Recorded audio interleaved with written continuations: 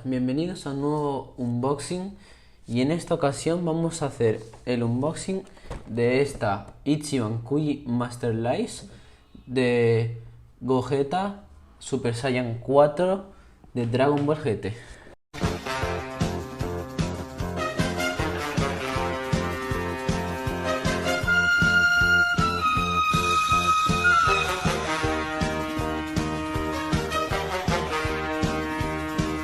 Completamente sin la base, pero en mi opinión yo le voy a poner la base por si pasa alguna complicación no tener disgustos, así que yo recomiendo ponérsela.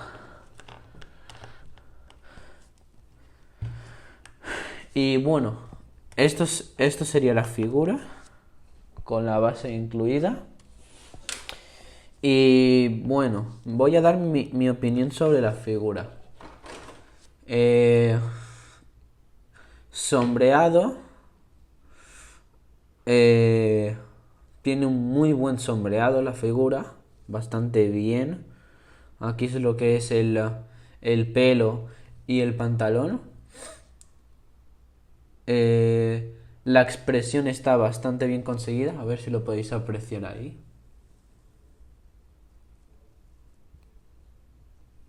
Bien. Y el color del pelo está un poco desgastado, pero tiene el buen sombreado.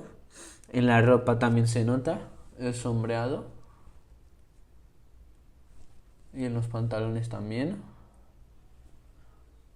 La cola no es... Es una cola que no se les va a caer ni se les va a romper. Está bastante bien rígida. Lo mismo con esto. Está bastante bien, no se rompe tan fácilmente.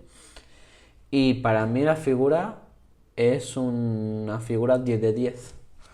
Si os podéis permitir, es una buena figura para la colección.